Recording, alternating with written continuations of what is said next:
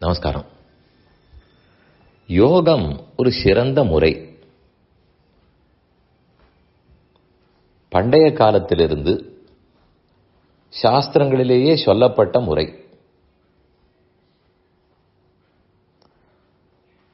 ஒருவர் யோகம் பயின்றவர், யோகியாக இருக்கிறார். அவர் இப்படி சொல்ல முடியுமா, இது சாஸ்திரம் சம்மதிக்குமான்னு பார்ப்போம்.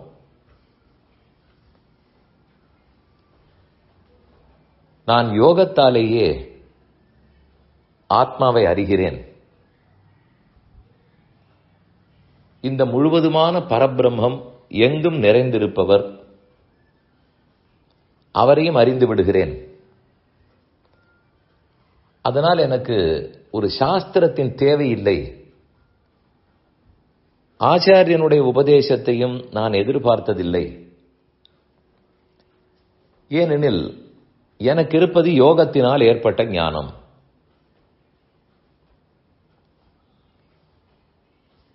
இப்படி பல்லாயிரக்கணக்கான ஆண்டுகளில்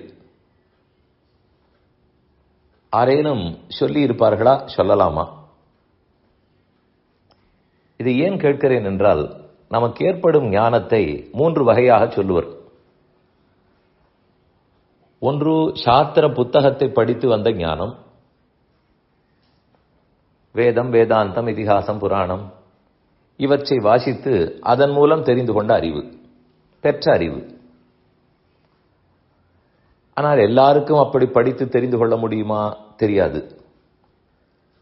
அதனால் அடுத்த வகை ஆச்சாரிய உபதேசம். அவர் செய்யும் உபதேசத்தின் மூலம் கேட்டுக்கொள்வது. வியாசர் சொன்னார், வால்மீகி சொன்னார், இந்த காலத்து ஆச்சாரியர்கள் சொன்னார்கள், அதை கேட்டு அதனால் ஏற்படும் அறிவு. இதுவே ஒன்றை விட்டு ஒன்று இராது. அப்படியே நான் சாஸ்திரத்தை படிக்காமல் ஆச்சாரிய உபதேசத்தை பெற்றாலும் அந்த ஆச்சாரியன் அந்த சாஸ்திரத்தை படித்தவராகத்தான் இருக்க வேண்டும். அப்பதான் அவர் சொன்னது எடுபடும், நானும் நம்புவேன். அவர் தன் மனம் போன போக்கில் சொன்னால் எனக்கே நம்பிக்கை வராது. அதனால் இந்த ரெண்டும் புரிந்தது. ஒன்று சாஸ்திரத்தை படித்து வந்த ஞானம், அடுத்தது ஆச்சாரிய உபதேசத்தினால் வந்தது. மூணாவது உள்ளது யோகஜன்ய ஞானம். யோகத்தினால் நாமே நினைத்து நினைத்து சிந்தித்து தியானித்து அதனால் பெறக்கூடிய அறிவு. இதன் மூலம் நானே ஆத்மா பரமாத்மாவை தெரிந்து கொள்ளுகிறேன். சாஸ்திரமும் வேண்டாம், ஆச்சாரியனும் வேண்டாமே, எந்த நூலையும் படிக்க தேவையில்லை, யோகத்தினால் அறிந்து கொள்ளலாம். இப்படி சொன்னால் இதில் பெரிய சிக்கல் இருக்கிறது. யோகத்தினால் எதை அறிய, எப்படி அறிய? ஆத்மா என்று ஒருத்தர் உள்ளார், அது நான். யோகம்ங்கிற பெயர், ஆத்மாங்கிற பெயர் கூட அந்த சாஸ்திரமோ குருவோ இல்லாமல் நமக்கு தெரிய வராது.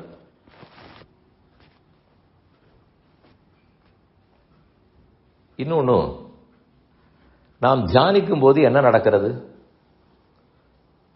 கடவுளை தியானிக்கிறோம். அந்த தியானமே ஒரு தபஸ், தவம். இதோ என் கண் முன்னால் இருக்கும் ஒரு பொருளை குறித்து நான் திரும்ப திரும்ப தியானித்தால் அந்த பொருள் எனக்கு ஏதான சக்தி கொடுக்குமா? கொடுக்காது. ஏன்னா அந்த பொருளத்தில் அந்த சக்தி இல்லை. என் கண்ணுக்கே தெரியாத பரமாத்மா, அவரை பற்றி தியானிக்க தியானிக்க அவரிடத்தில் சக்தி இருக்கிறபடியால் என்னுடைய தவத்துக்கு பலனளிக்கிறார். அப்போதுதான் அறிவு உருவாகிறது. அதனால் அதீந்திரிய வஸ்து, அதாவது இந்திரியங்களுக்கு, புலங்களுக்கு புலப்படாத வஸ்து, அதுதான் பிரம்மம், ஆத்மா. அவரை பற்றி சிந்தித்தால்தான் எனக்கு அந்த அறிவே ஏற்படும். கண்ணுக்கு புலப்படும் வஸ்துக்கள் தான் கண் மூலமே பார்த்து தெரிந்து கொள்ளுகிறோமே, அல்லது காதால் கேட்டு அறிவோமே. எதற்கு தியானம்? அதனால் கண்ணால் காணப்படும் பொருளை அறிந்து கொள்ள தியானம் தேவையில்லை.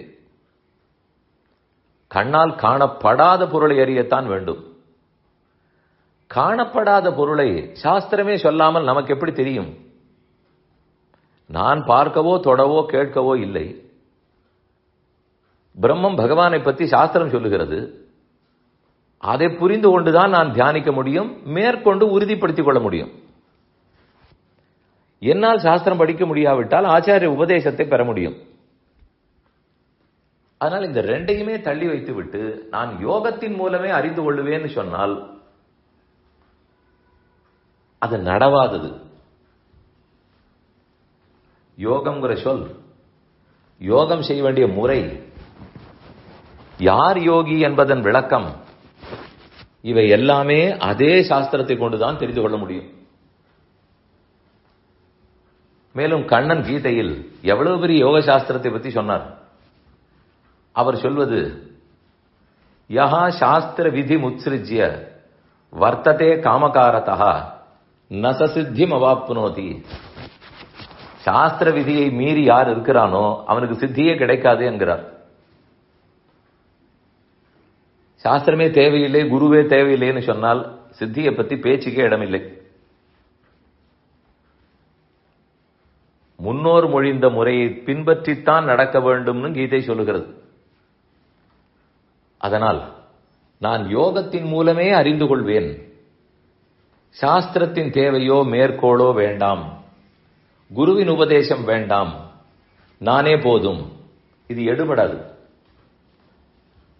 கேட்பதற்கு நன்றாக இருக்கலாமே தவிர உண்மை அல்ல. அதனால் தான் அந்த காலத்திலிருந்து எவ்வளவு பெரிய மகான்கள், ஆதிசங்கரோ ராமானுஜரோ மத்வாச்சாரியரோ வல்லபாச்சாரியரோ சைத்தன்யரோ, இவர்கள் ஆறுமே ஒரே குறிக்கோளில் தான் இருந்தார்கள். சாஸ்திரத்தை வாசிக்க வேண்டும், அதன்படிக்குத்தான் எந்த யோகத்தையும் பழக முடியும், அதன்படி பழகி தியானித்து மேலும் மேலும் பிரம்மத்தை பற்றி அறிந்து உறுதி கொள்ள முடியும். இதற்கு உறுதுணையாயிருப்பது ஆச்சாரியன் உபதேசம். இப்படித்தான் இந்த மூன்றும் சேர்ந்து இருக்கிறது. நாம் தான் புரிந்து கொள்ள வேண்டும்.